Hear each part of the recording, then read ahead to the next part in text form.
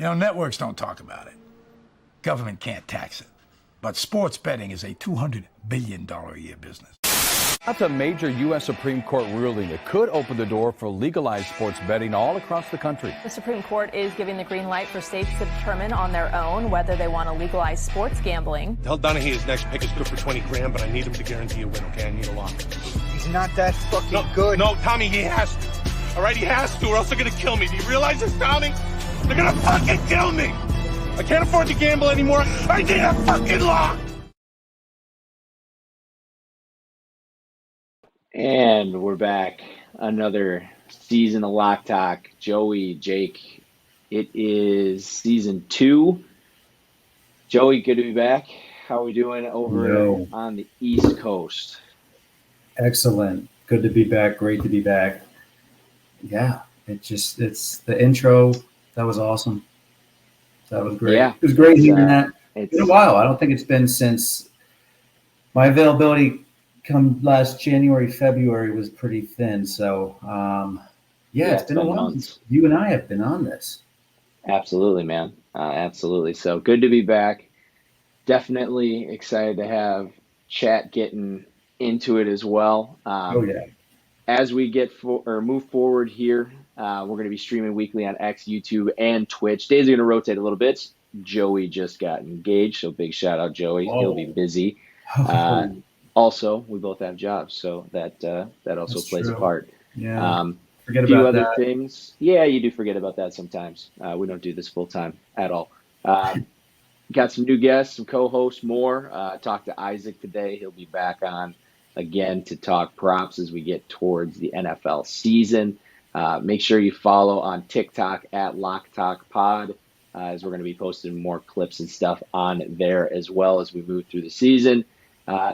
Also, you're going to see a lot of this going on this season as we partnered with Bet Openly.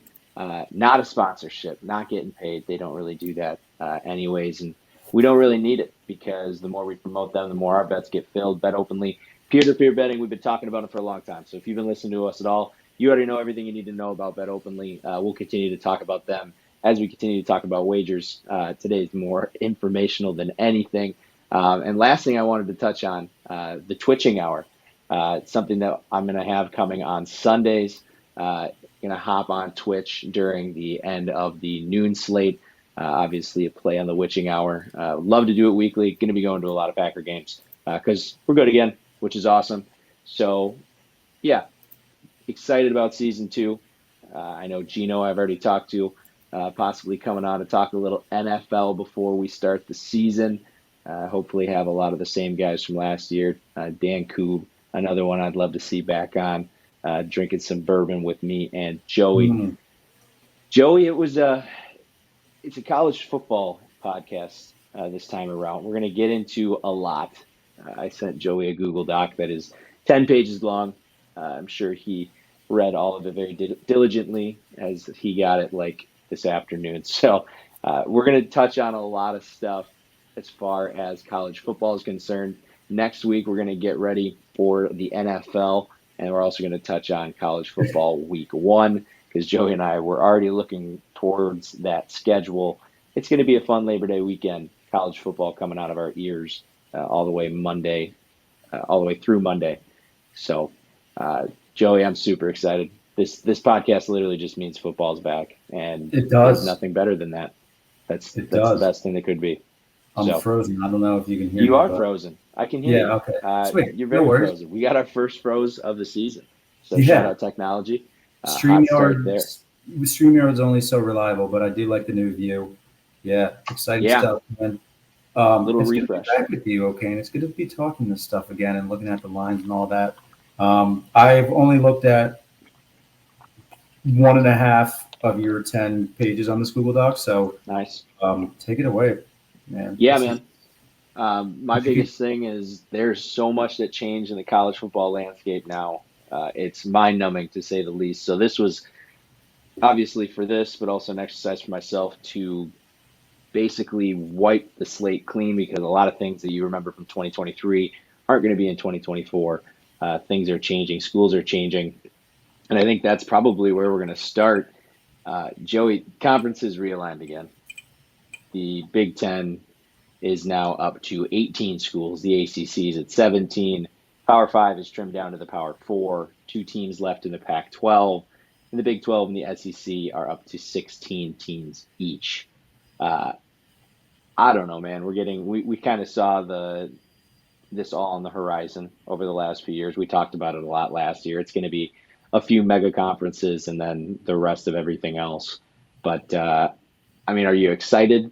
We're both Big Ten guys. We have a ton of new talent coming into the conference, which when you only send 2 teams to the Big Ten championship, it makes it even tougher. Well, definitely excited. It should be interesting, but I don't think it's going to be that much different. And I think you give it half a season and everyone will be used to it by then. So different times for a lot of people in terms of when they're tuning into games and stuff. But I think it's going to be great. I'm excited. I'm an optimist here. So yeah, definitely. There's a lot of people that are poo-pooing it. There's, travel things. I don't worry about travel. In the world of AAU and travel sports, it doesn't matter. Well, we are a travel podcast when we do look at the lines and the trends and all of that. But you have to. But you have to. You have to.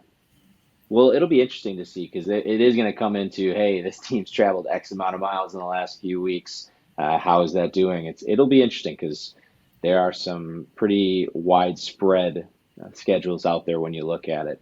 So I'm going to get into some of our new faces, new places, transfer portal edition. I tried to narrow this down to guys that people may know because they're mostly going to get touched on twice. No Diddy. It's really to the point where we're in college football free agency, Joey. Again, something that we both saw coming. It wasn't going to be surprising no matter what. Yeah.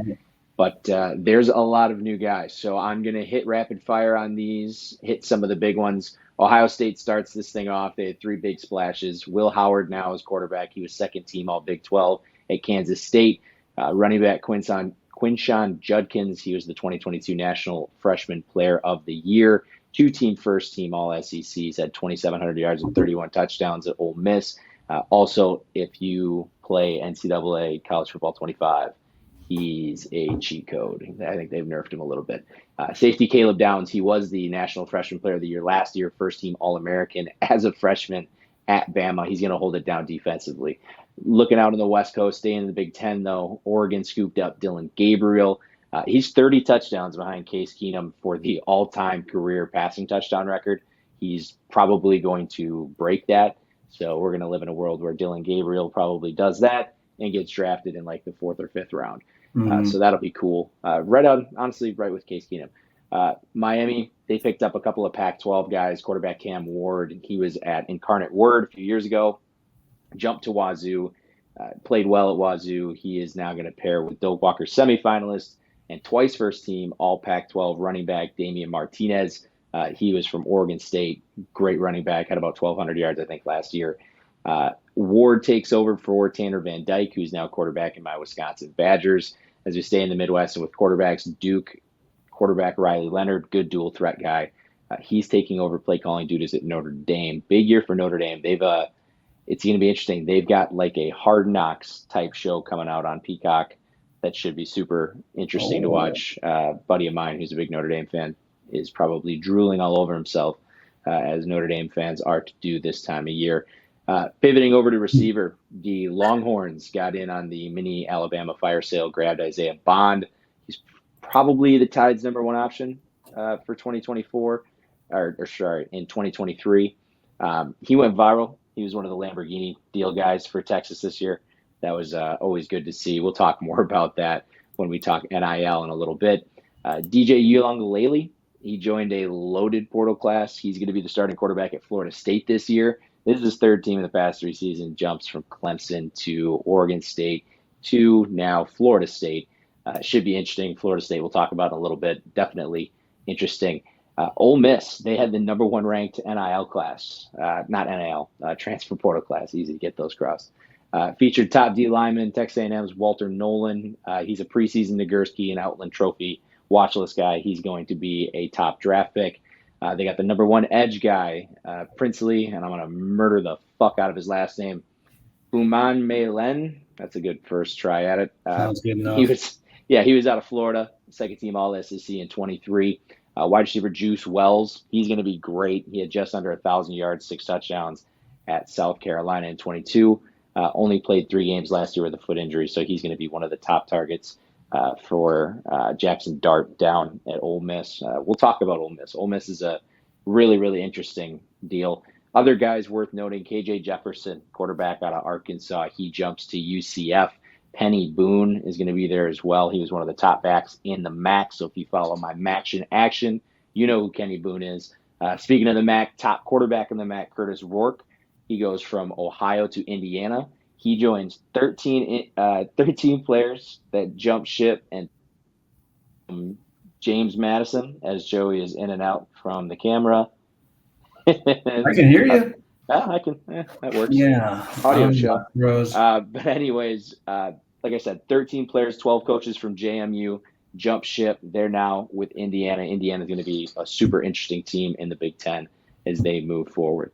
But that's kind of my quick rundown of big names that you may know that jumped in and out of the portal. There's a lot more guys. We'll still touch on a few when we jump into each and every conference here.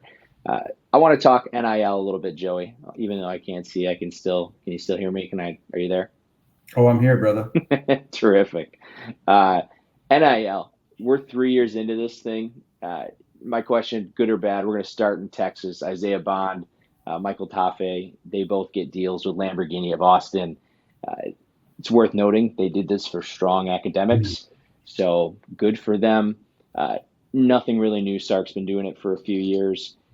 That, to me, at least there's a company tied to it. It's not just some random dude stroking them a check, even though it probably is to some extent. I wanted to talk about this one. Caitlin Clark. She passed up the number 1 pick in the WNBA the previous year because she was getting more money at Iowa. Now, obviously, women's sports, a little bit different. There's not going to be a lot of guys, even though people have talked about Shedeur Sanders staying for another year because of all the NIL money that he's getting. Are we going to get to a point that NIL money is not going to have this cap? It's going to be a free-for-all forever. It feels like we're headed towards some sort of cap or some sort of, at least, you have to do this, but you can sign a contract. We got to feel like we're headed there, right? Kind of feels like that. This shit's getting crazy, man. Yeah, NIL is out of control. It's still the wild, wild west. But I had to make note, it paved the way for college football 25. So for all of That's things true. that may not be doing great, it's good to have that there. You see, your boy Brock Purdy is making less than like 4 or 5 college quarterbacks. I could be wrong about that number, but no, you're probably right on the money. Brock Purdy is not exactly a what was he? Well, he was Mr. Irrelevant. He was a 7th round pick. So yeah, he's not exactly making big money. They walked through his condo in San Francisco, which Brock Purdy money. He's a normal ass dude in San Francisco. He is a very normal dude in San Francisco. That's normal people money. So that's tough. And California's taxes. That might be poor. That might be poor for San Francisco. He might be struggling. That's unfortunate for Brock Purdy. But yeah, when I talk NIL, is it better to have collectives or actual NIL deals? I guess collectives are the guys that are cutting checks for no reason, can't really police it. They have these big funds. I know Wisconsin has a big NIL fund, which it's getting us guys like Tanner Van Dyke. I guess that's great. But I'm more of a fan of, getting commercials, sponsorship deals, being in college football 25, video games, things like that. But again, it's hard to police it. I kind of sit on the fence when it comes to NIL. I think the transfer portal is probably if we're talking the two things, the transfer portal kind of enables NIL because of, no sitting. So I think if we get another, you got to sit a year if you transfer, I think that'll change things. But again, I think they took it to court and it's not constitutional. So who the fuck knows? It's not going to end up well. Anything you want to touch on NIL or transfer portal before we kind of start getting into the conference previews? No, you nailed it, man. I mean, it's getting crazy, and it's still in the infancy of it all, but it's in a few years, it'll be interesting to see where it goes in a few years for sure. Yeah, feels like we're headed towards some sort of salary cap, or it's just some sort of cap in general, Right. on the NIL.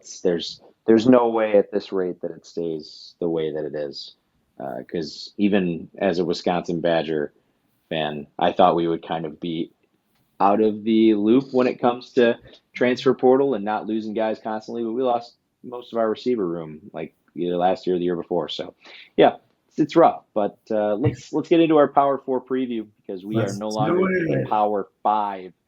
We're going to start in the ACC, recap 2023 a little bit. Joey, for those that don't remember, Florida State had a fucking wild ride at the end of the season, and those of us like myself who had Florida State playoff tickets were just destroyed. Florida State, It's a tough one. Jordan Travis goes down, I believe, the second to last week of the season. Maybe it was the last week of the regular season. They go and I believe beat Louisville 16-6 in the conference championship game. They're undefeated. Playoff berth seems to be on the line. No, and then they had to play Georgia and lost by 60, so they didn't deserve it either. It was unfortunate. Florida State. That was a tough one. Yeah, we had to. I was all over them all season long, and yeah, I feel for Florida State fans. That's really, really tough. Moving down the list, Clemson, kind of a little bit of a fall from grace. It's been a few years since we've seen Dabo in the conversation, and for the college football playoff. Obviously, now with it expanded, they should definitely be back in the conversation at least. Drake May, I called it at the beginning of the year, man. Drake May regression, and not a great year for UNC. UNC has a lot of pieces to pick up that we'll talk about here in a second. This one here might be my favorite fact about 2023 in the ACC. A Georgia Tech quarterback led the conference in passing touchdowns and interceptions, but I mean, that's just outstanding. I live in a world, in my mind, Georgia Tech is running the ball 90% of the time, and to see Haynes King actually doing that, it was great. And out of the other top 6 quarterbacks, the other 5 are gone. So this is a lot of new faces, Joey. The ACC, like we said, expanding as well. It'll be interesting, but we got to start at the top, and I want to make sure that I get the odds right, because Bet Openly has odds posted that are a little bit better than what we're seeing at some of the traditional books, which is not surprising, Joey. Not surprising at all.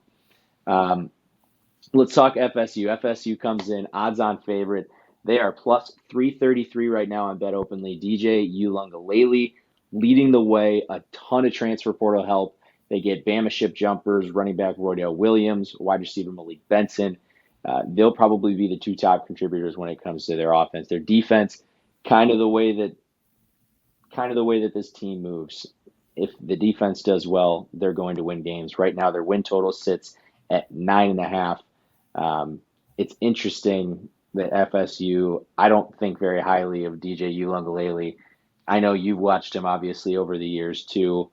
He's just somebody that everywhere he goes, there's hype, and I've never seen him be halfway worth the shit. Hey, he was kind of your guy last year He was for a very short period of time. Remember? And you were completely got locked out and fucked me like 3 games in a row. So yeah, no, not a huge DJ fan. But after Florida State, you get Clemson, Miami, NC State, Louisville. All of these teams are priced between plus 400.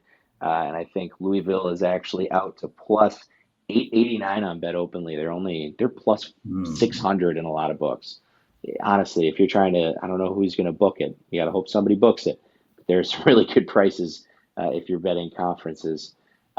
Let's talk Clemson here for a second.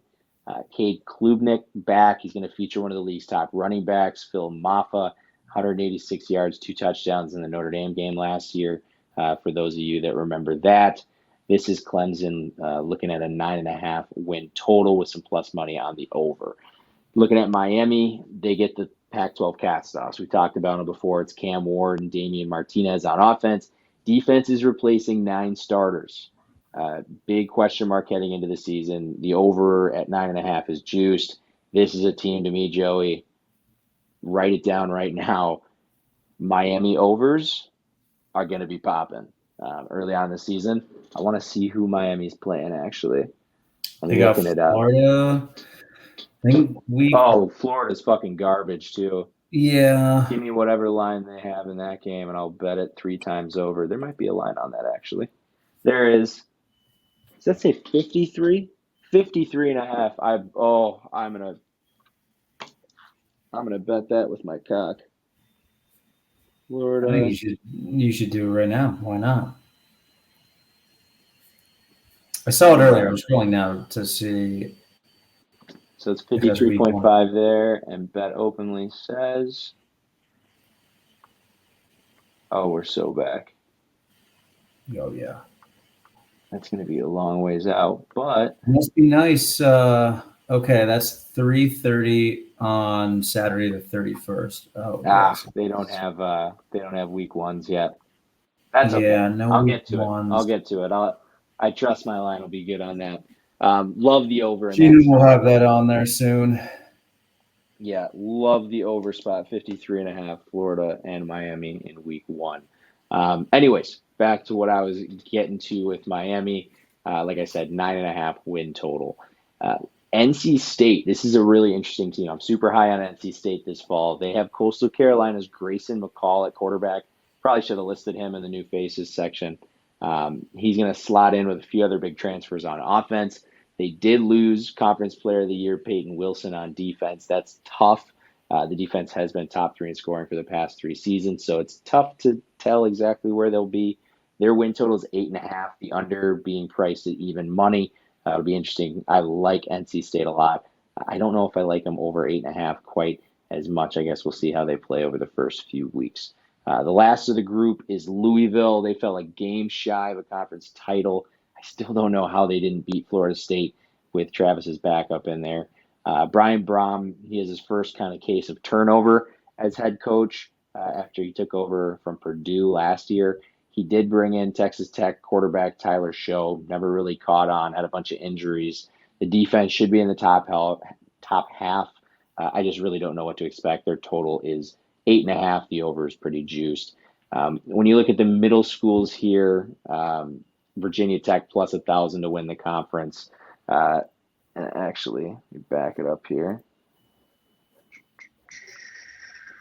Any of those teams in the ACC really like, Joey? I don't get overly excited about teams not, honestly, outside of the Big Ten and the SEC, there's not a ton of teams in the ACC that excite me at all. I think Cam Ward on Miami is pretty interesting. That I agree with that. If there's one team that I'm like, he was also one of your guys last year. And yes, he was. He was really nice at Washington State. So that baby boy is something worth monitoring. 100%. I agree. Outside of that, oh wait, no, we're talking ACC. I'm gonna shout out my boy Dickey, Hokie grad. They are a bit of a long shot to make the playoff, but they are returning most, if not all, starters in 11 starters on offense. All starters on offense, and their quarterback is one of the more underrated quarterbacks in the country, from what I'm hearing. I have heard good things. Something about to keep them. your eye on as well. I can't say I haven't heard good things about them. But Brent Pry's Brent Pry has a lot to prove. Yeah, I don't know much about them, but they that at least interests me. You know, yeah, 11 starters on offense returning for Virginia Tech is at least worth, something. Whether or not they were super Kyron Drones, impressive. That's the guy. He's plus 10,000 to win the Heisman. There you go. You could sprinkle. Can you imagine if Virginia Tech turned around like that? That'd be wild. SMU is in the Power 4. Feels right. Shout out to my guy and old co-host Jeremiah. He's on staff down at SMU. UNC has their hands full. They replaced Drake May. The bottom half of this conference is a big question mark. Cal and Stanford are at the very bottom with 3.5 and 4.5 win totals. Duke, Syracuse, Wake Forest, and Pitt.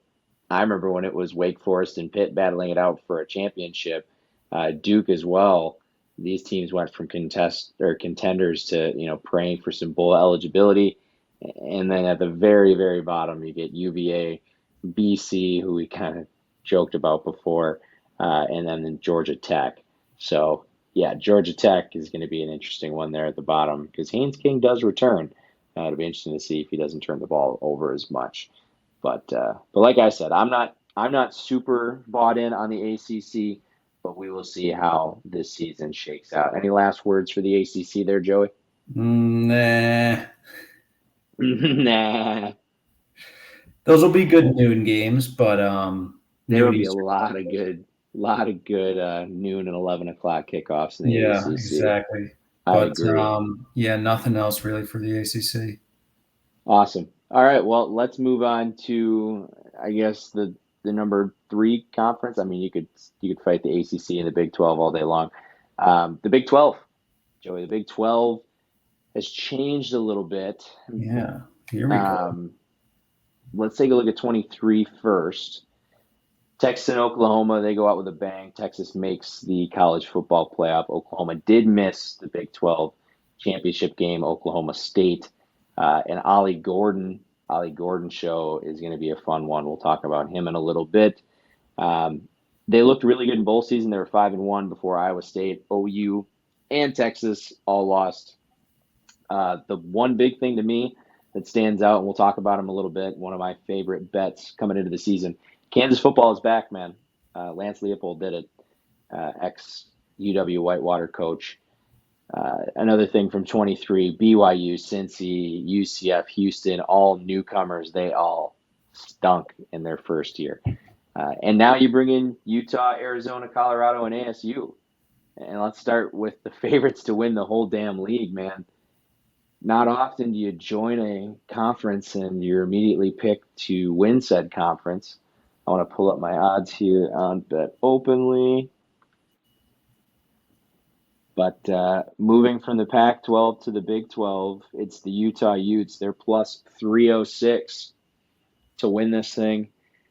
Cam Rising's back, and more importantly, he's healthy. Cam Rising being back is great. Cam Rising being healthy is way more important. He battled injuries, hindered the Utes from competing for a Pac-12 title last season. Dorian Singer, we talked about Dorian Singer last year. He started at Arizona, played great, went to USC.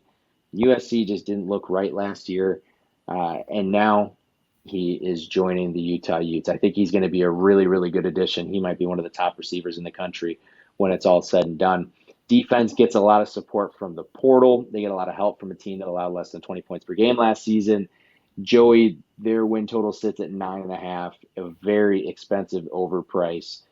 Any thoughts on the Utes? Obviously, Cam Rising is going to be on the Heisman watch list right away. As long as he can stay healthy.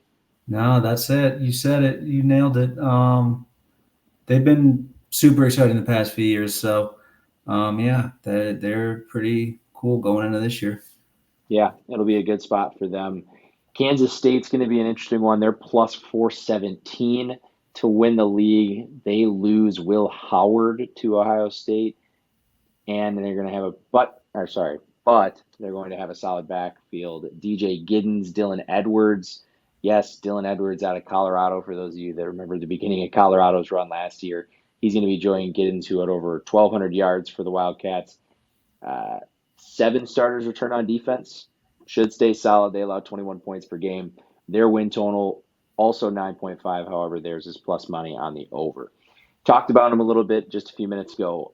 Ollie Gordon out of Oklahoma State. If you played college football 25, you know Ollie Gordon, and he's going to be on every Heisman list that you read. He's probably the most dominant player in this conference.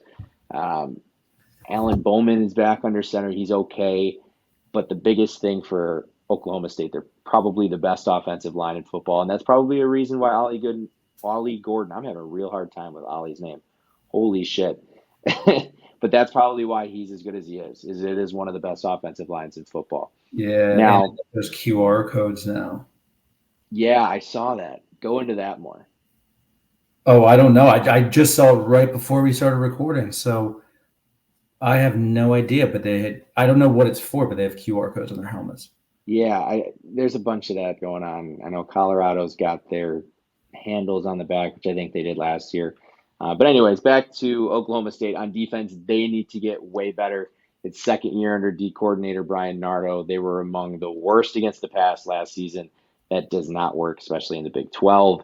They have an 8.5 win total this year, plus money on the over. So looking at an under, it'll be interesting to see how Oklahoma State does.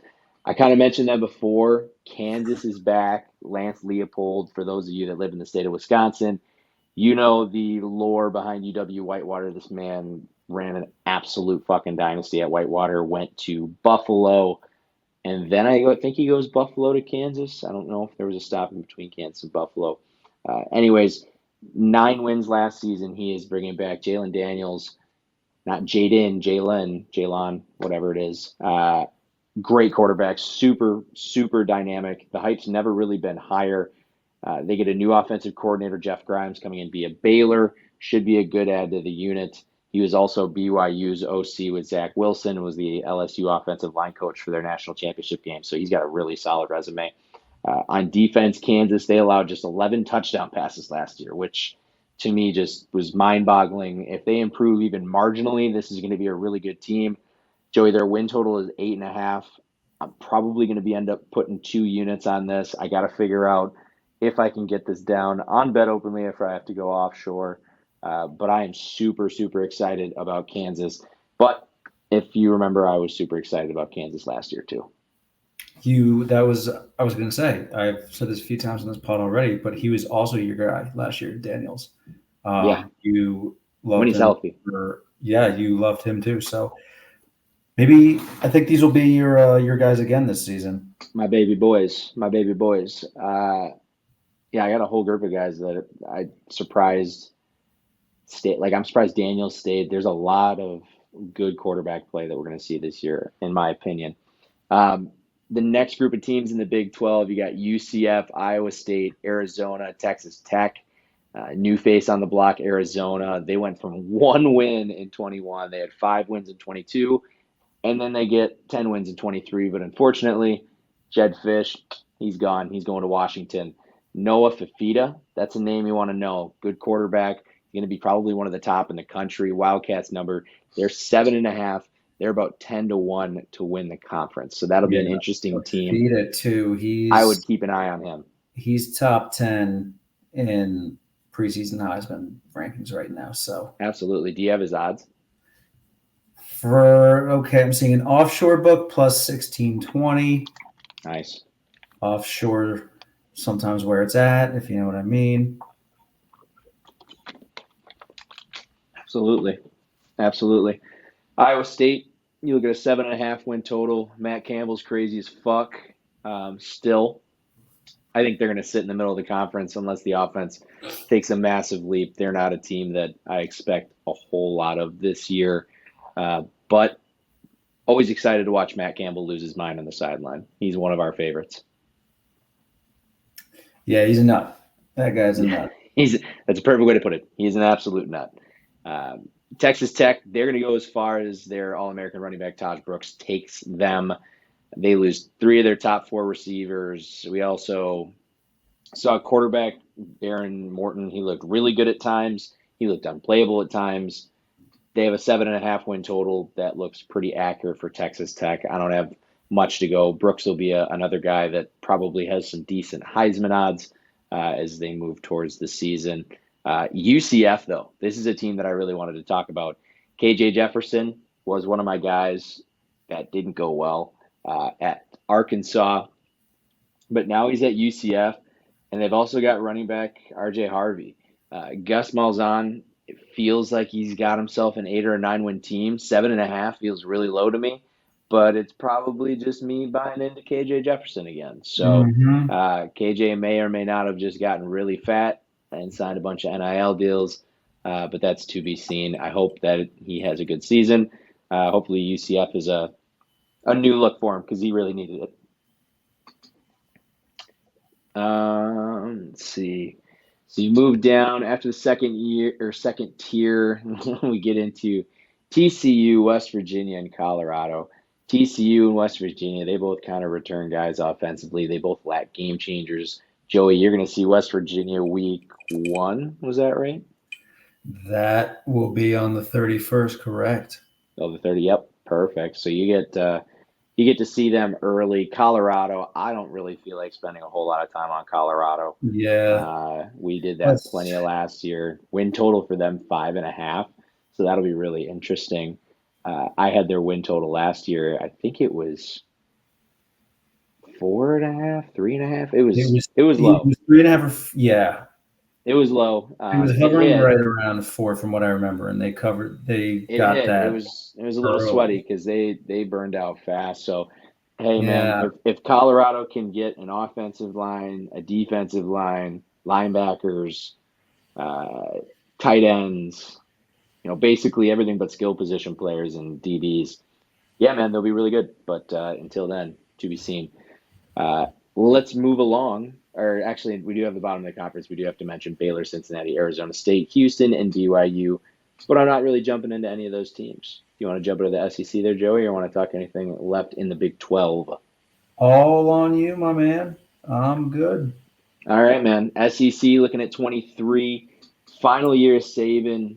Bama loses in the Rose Bowl to Michigan, but they do get the last laugh, a victory over Kirby Smart and UGA in the SEC championship game. Same UGA team going for a three-peat. Unfortunate loss to Bama.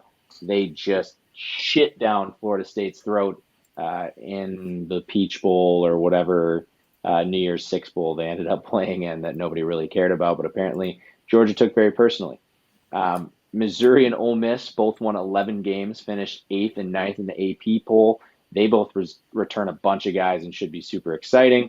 Jalen Milroe, Quinn Ewers, they're going to be the two Heisman hopefuls. Obviously, Ewers was not in the conference last year, but he is going to be one of the top names that you talk about this year. Speaking of Ewers, Texas and Oklahoma, the SEC, man, they expanded to 16 teams. Didn't make the 18-team jump that some people did. Honestly, good for them. 18 is a lot of teams. Not a surprise to anyone. Georgia is the favorite to win the conference. They are plus 200 at the regular book. Man, that is crazy. Plus 200 to win the SEC.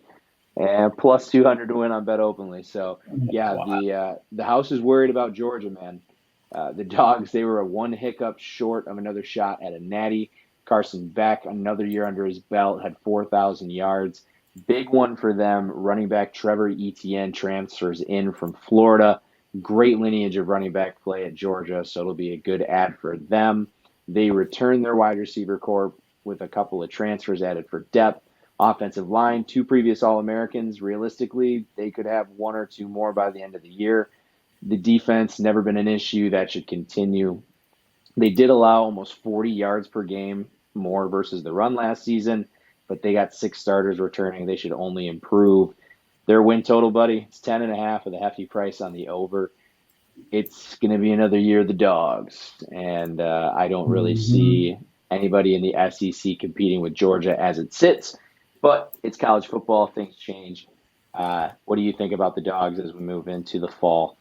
Yeah, already looking at some NFL mocks, for those Giants, and that's where Beck is linked to already. So Carson Beck feels like a perfect New York Giant. Shit. Yeah, they're gonna be freaking good again, man. So yeah, we'll see. I think Beck's got the highest odds for Heisman too. Feels like time for a Georgia guy to win it. So Beck is tied with Gabriel and Quinn Ewers. So, they're all plus 720 on this offshore book from what I'm seeing. And interesting. Yeah, if you're doing Heisman bets, you got to do it early on in the season and then kind of play it as you go. It makes it for a whole lot fun, unless Michael Penix gets it stolen from him. Yeah, yeah. Then you're big sad. But yeah, Georgia's going to be good. Georgia's number one foe is going to be Texas, in my opinion. They're probably coming into this season with more hype than they've ever had. Obviously, joining the SEC is plenty, but Quinn Ewers is back. We talked about it. The offense, they returned 4 of 5 offensive linemen. They also hit the portal hard. We talked about Isaiah Bond already. They also went and got Silas Bolden. He's a wide receiver out of Oregon State, and Matthew Golden, as well as Alabama tight end Amari Niblack. Those guys all combined for 2,500 yards and 20 touchdowns last season at their respective schools. The defense is really the only thing that is maybe a concern. They finished in the middle of the pack in the Big 12, but it's tough. You don't really know. Obviously, their recruiting only gets better as they enter the SEC. They lose a couple of really good interior linemen, but to compete in the SEC, you got to be elite on both sides of the ball. So that'll be big for them to see how that defense improves. Their win total sits at 10.5, leaning very heavily towards the under. I think it was like minus 180 for the under. So what are you thinking? You horns up or horns down this year, Joey? Oh, all the way up. All the way up. Okay, horns up for Joey. I'm kind of in the middle. I don't know. It's going to be tough. It's going to be I think it's going to be a much bigger jump than people understand, jumping from the Big 12 to the SEC, especially with the SEC being probably the most parity that the SEC has ever seen. So, and a big part of that so too, but I think they're more prepared than, and I think them and Oklahoma are the most prepared teams compared to anyone else who would be joining. I can appreciate that. Yeah, no, I can appreciate that. And in Oklahoma, obviously, if you add or keep Dylan Gabriel, you feel a whole lot better. We'll talk about Oklahoma a little bit later on. Look like Texas. They open up home against Colorado State, then they're going to Michigan, which they should win. Should win at Michigan right now. They should win. Then a couple cupcakes. Mississippi State might be a bit of a challenge, but that they're home for that one, so they shouldn't. And then they're at Oklahoma. Red River rivalry is October 12th, which I believe is the best day of the year for college football. Yep. And then they're in Athens on October 19th. So that 2-week stretch, I mean, they're pretty much cruising until the Oklahoma-Texas stretch or Oklahoma-Georgia stretch. Because I'm not high on Michigan. I think they'll be undefeated going into Oklahoma. Yeah. No, I totally agree. And probably one of the reasons that we're going to see the most parity is guys like Nick Saban are gone, and guys like Kalen DeBoer have to take over probably filling the biggest shoes in college football history, you could maybe say. I know he wasn't the all-time winningest coach, right? I don't think he was. But the consistency was unmatched. It's going to be no easy task. Right.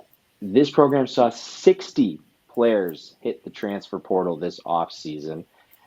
Quarterback Jalen Milroe, really the only impact player returning on offense. The defense, probably going to be the roughest that we've seen in 2+ decades. It's a big question mark. The Tide, a 9.5 win total, probably the lowest that I've seen ever since I've paid attention to the win totals. And I don't even know if you can go back and look to see the last time that this win total was this low for the Tide. But, man, it's going to be tough. 60 guys jumping in the transfer portal and losing one of the best, if not the best, coach of all time.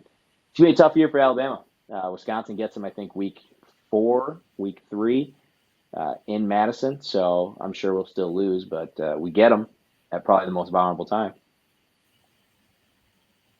It's different year, man. Different year for a lot of teams, a lot of conferences, everything going on. So we're excited though, Kane. We're back. We are.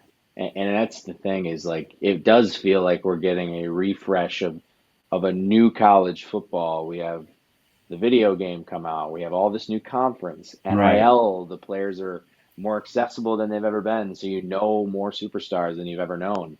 And talking to superstars, you want to talk about a superstar, Ole Miss, Jackson Dart, this dude, they got the lane train cooking down in Oxford.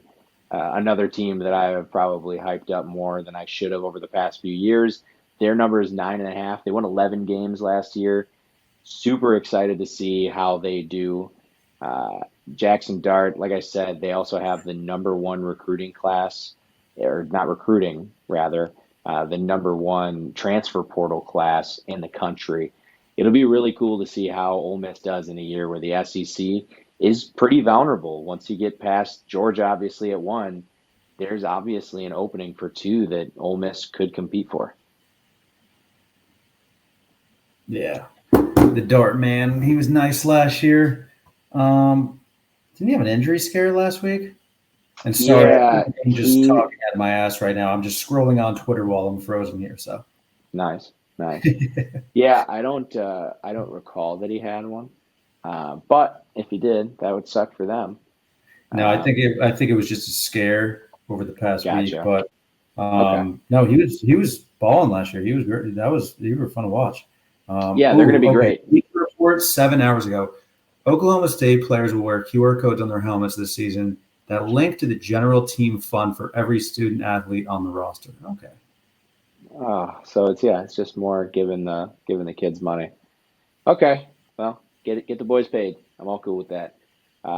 When you look at the SEC and you jump to that plus 1,000 to plus 1,500 range, you get LSU at plus 1,000, Tennessee plus 1,400, A&M plus 1,400, Missouri plus 1,500.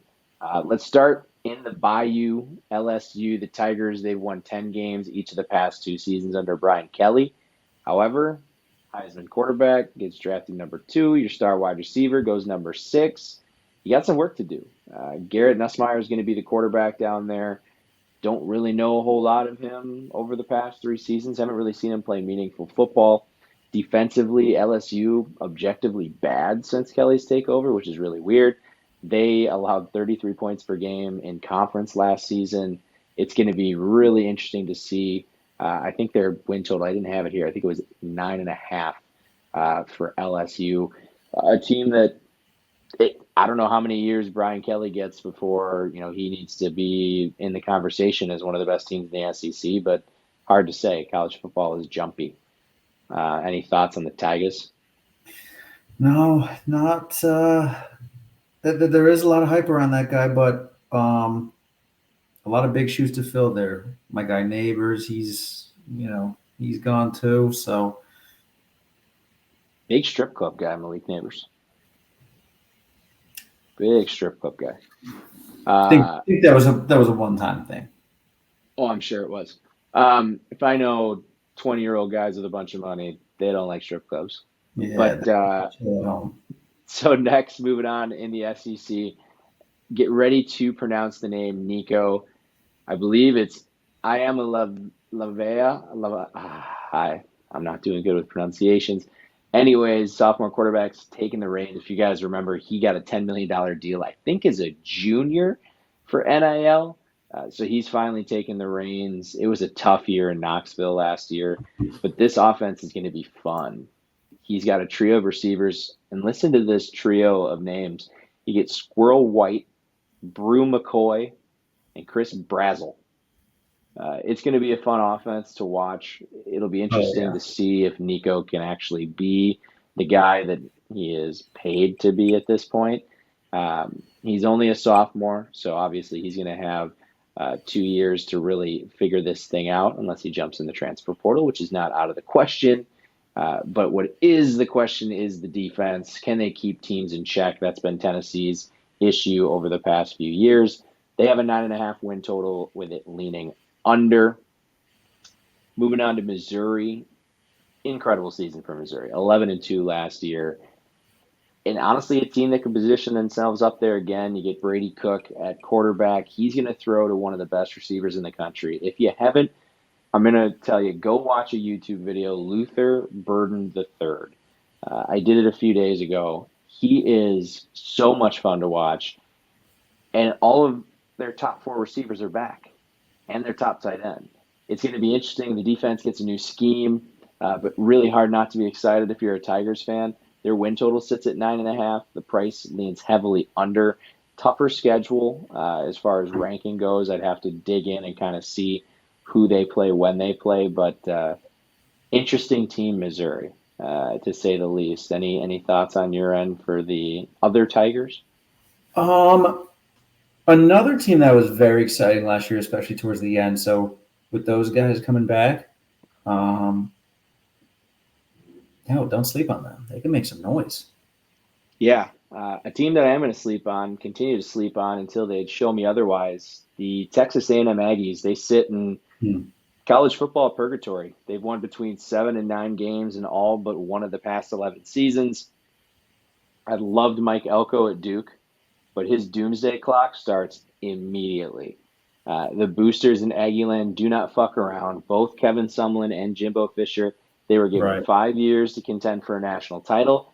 Year 6, you're gone. And as far as personnel, Connor Weigman's back after missing most of the season last year at quarterback.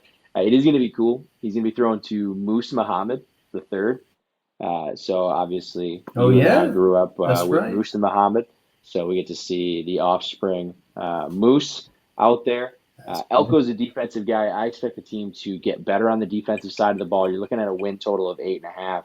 I would fade that shit all day long. I'm not a big fan of A&M at all. Looking at the next batch of teams that are a little bit in no man's land, you get Oklahoma, Auburn, and Kentucky. Hugh Freeze entering his second year at Auburn. He's got Peyton Thorne, who came over from Michigan State a couple years ago. He's back at quarterback. Jaquez Hunter is a top 3 back in the SEC, probably a top 15 back in the country. They've got a new defensive coordinator. They do return 5 starters. Number to beat 7.5. The odds lean heavily under. We both know Peyton Thorne are both not big fans of Peyton Thorne, so I won't jump into that too much unless you want to. No, all you, brother. OU swaps out Dylan Gabriel for a mostly unproven Jackson Arnold. He's a sophomore. Played really well. I shouldn't say really well. He had 3 interceptions in the bowl game. He's going to take over an offense that averaged north of 40 points per game, but again, in the Big 12, so take that as you will. The Sooners lost offensive coordinator Jeff Levy to Mississippi State, so it is a little bit of a transition period. I fear the defense may give up 50 points per game in the SEC. It's going to be a real tough sled for them. Their win total is 7.5. I'd be ecstatic with 8 wins as a Sooner fan this season. I do not have high hopes for Oklahoma. Yeah, losing Gabriel is tough. That's really all I got to say about them. I mean, he was their guy, but I think he's going to do big things at Oregon. I know I'm bouncing around here, but no, I like him to win the Heisman. I'm laser focused on Heisman odds right now. Well, we're going to get there in just a minute. We got a little bit longer. Kentucky, big question mark. They bring in Boise State head coach Brush Hammond to retool their offense. Defense allowed nearly 30 points per game, but they do return 9 starters, so we'll see how that goes. 6.5 win total feels a little generous, but we'll see. We round out the SEC with the likes of Florida, South Carolina, Arkansas, Mississippi State, and Vandy. Florida, they are balls deep in the Graham Mertz experience. He did look decent last year. Defense sucks eggs. 33.6 points per game in 23. 4.5 win total. That's brutal in Gainesville. We'll see how long Billy Napier is still the coach down there. South Carolina did bring in Arkansas running back Rocket Sanders. Should be a boost for the offense that was completely mid in 23. The defense, they ran a 3.35 late last year, but really needs to improve on their consistency to clear a 5.5 win total. And the very bottom of the conference, Arkansas, Mississippi State, Vandy, they are all swill. We are not going to dive into any of those 3 teams. Joey, we're going to jump to our conference, our favorite conference, the Big 10, the Big 18, the Big 18, Joey, the Big fucking 18. Did you see the new Big 10 commercial? I did. It's great. It's gorgeous. Not much has changed. They literally just made it a little bit different, but if it ain't broke, completely retool it. Exactly. If it ain't broke, don't fix it. That was a good sight to see last week when it came out, or 2 weeks ago, whenever that was. So, so happy for that. 100%.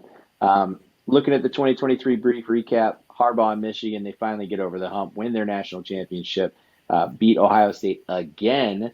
Speaking of Ohio State, that's their 3rd straight multi-loss season, which has not happened, Joey, in 14 years. So it'll be interesting to see how long Ryan Day's leash is if they don't get to winning here real soon. Northwestern shocked the country, finished 8-5, second in the Big Ten West after, let's say, chaotic preseason for Northwestern last year. And Iowa wins the Big Ten West despite averaging 15.5 points per game. That was hilarious. We were big fans of watching Iowa's point totals as the weeks went on. But yeah, 23 in the Big Ten was an interesting one. Neither of our teams made a ton of noise on either side, so it'll be interesting. We'll talk about both of ours here in a second. Looking at 24, hello to Oregon, USC, Washington, and UCLA. Those are the 4 new teams out west. It'll be interesting to see how they all roll. Starting, let's get the odds. In the Big Ten, Ohio State, I'm seeing plus 167 on Bet Openly, around plus 150 at your standard book to win the conference. It's a wild price, Joey. That's a wild price. The defense, we talked about it a little bit before. Caleb Downs comes in. He's going to be one of 3 All-Americans on that side of the ball. They allowed 11 points per game last season. If Ryan Day's done anything, he's boosted the defensive intensity. The issue last year was the offense, and the fix, Joey, it's Chip Kelly. Chip Kelly is the fix. Kelly comes in as the new offensive coordinator. Immediately is going to help them improve, in my opinion. You get transfer quarterback Will Howard, running back Quinshon Judkins. They're going to head up that offense. Emeka Ugba is going to be the next star wide receiver to go in the first round. The offensive line was shaky last year, but they've got 4 starters back. So 10.5 win total. Price leans heavily on the over, so Vegas is really thinking they're going to win 11, 12, 13 games. But yeah, man, Chip Kelly, that's going to be the big one in my opinion. How can Chip reshape this offense, and can he extend Ryan Day's career? That's the biggest question in my opinion. Big Chip. Yeah, that should be interesting. That's a good team though, man. And Michigan's going to take a step back. Day is under some pressure. 2 of the best running backs in the nation in the backfield. So that's, I mean, come on. They're scary. It's a team that's hard not to believe in, honestly. Yeah. And I hate Ohio State just as much as the next guy, but feels like their kind of year. It does. See how that goes. It really does. Shit.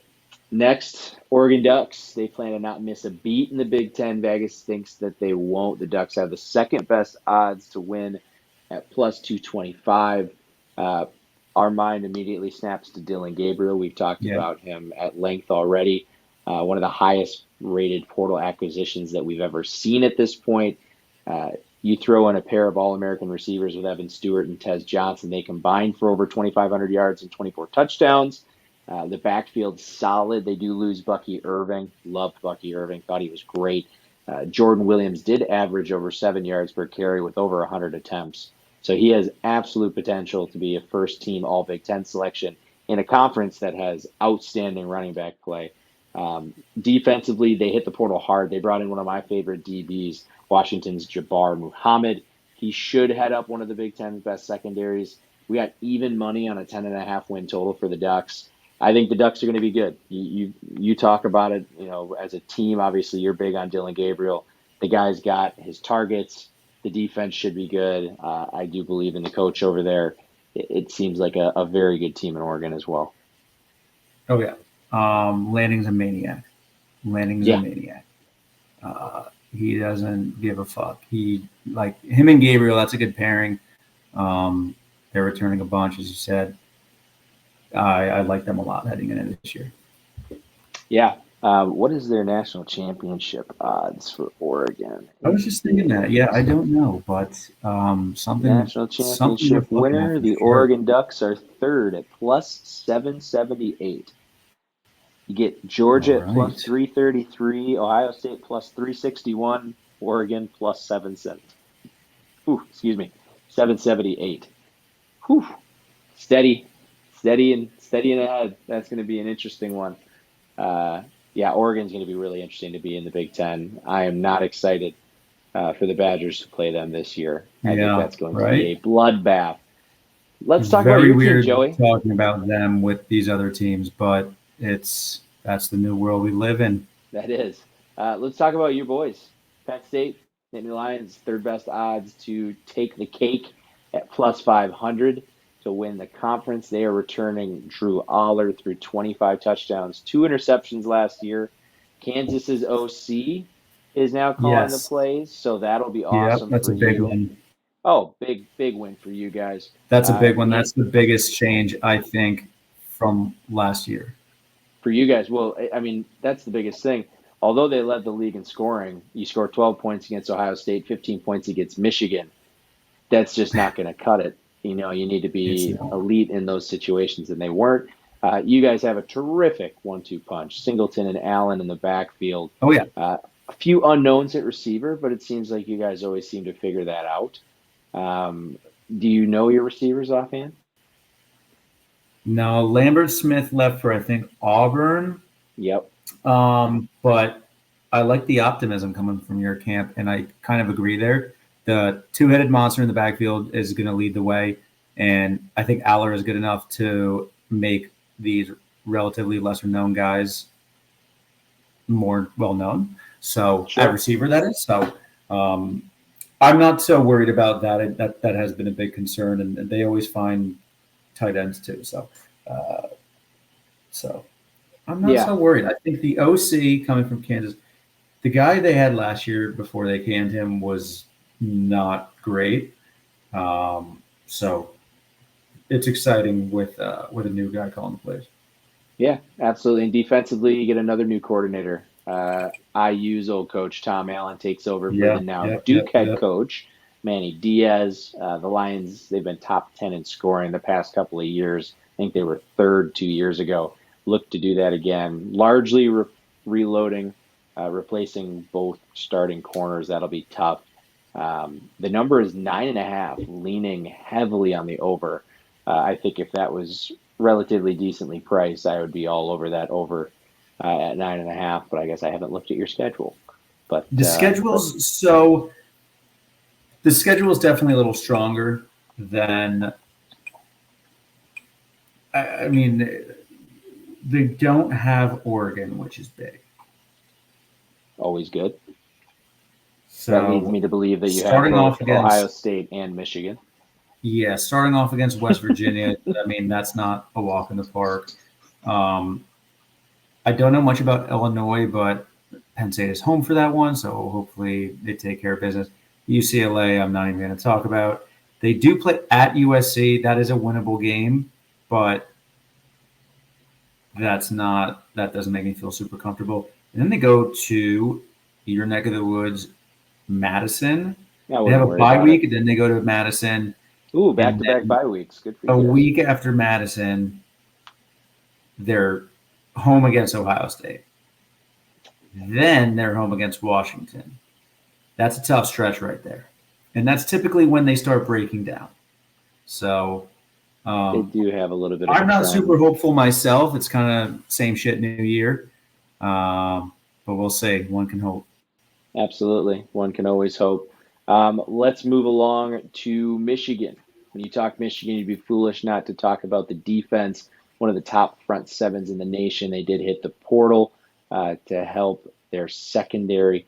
Offensively, I don't know what the hell there was to expect. McCarthy's gone, Corum's gone, Wilson gone, all playing on Sundays. It's really going to be up to Donovan Edwards. Quarterback, still a question mark. You got Jack Tuttle and Alex Orji, I think is Orji, battling for the starting role. Tuttle is more of a McCarthy, where Orji is more of a Jalen Milroe type quarterback. Wolverines have an 8.5 win total. We're going to talk about the other team that was in the national championship. That's brutal to come back and have that. Obviously, Harbaugh's gone. I'm not high on Michigan. I won't bet on Michigan early on in the season. I'll kind of feel them out as we go. What are your thoughts on the Wolverines? Oh, I lost Joey. Whatever. I'll finish it out. After the top 4 seeds, second tier of the Big Ten, that includes USC, Washington, Nebraska, and Iowa, all keeping their conference title odds under plus 10,000.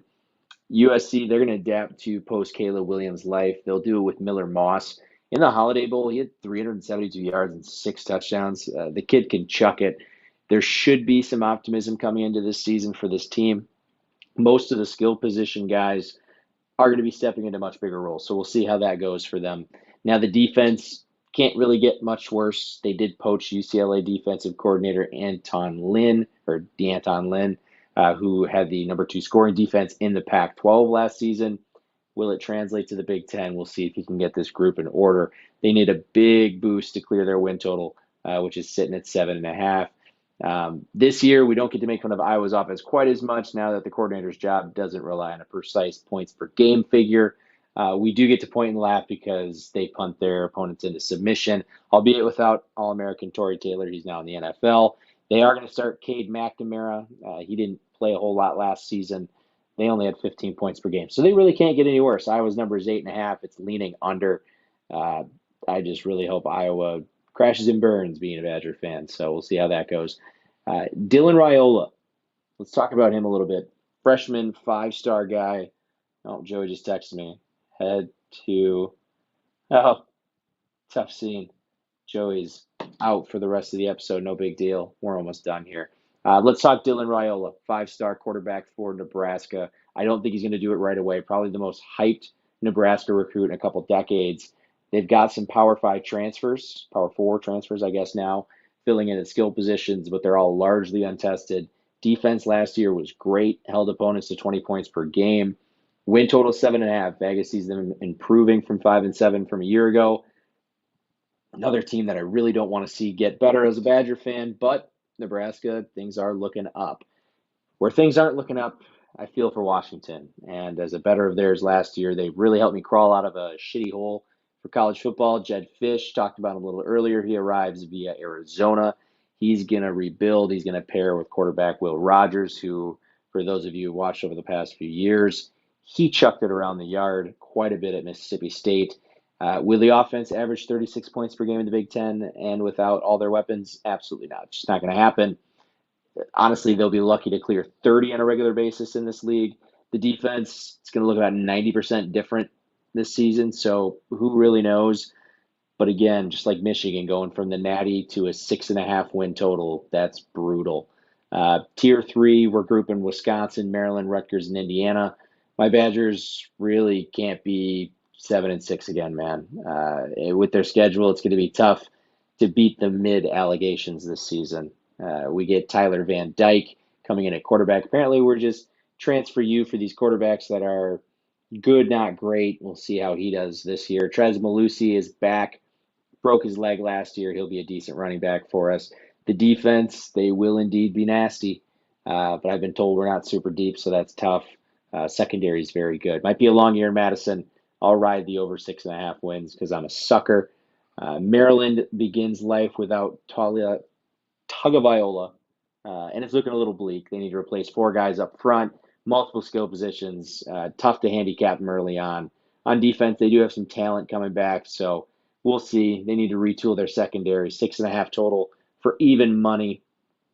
Let's talk Rutgers. Greg Schiano, they can check winning season off his checklist. They were 7-6 last year. Offense, they're going to be anchored by Kyle Monagai, who rushed for over 1,200 yards.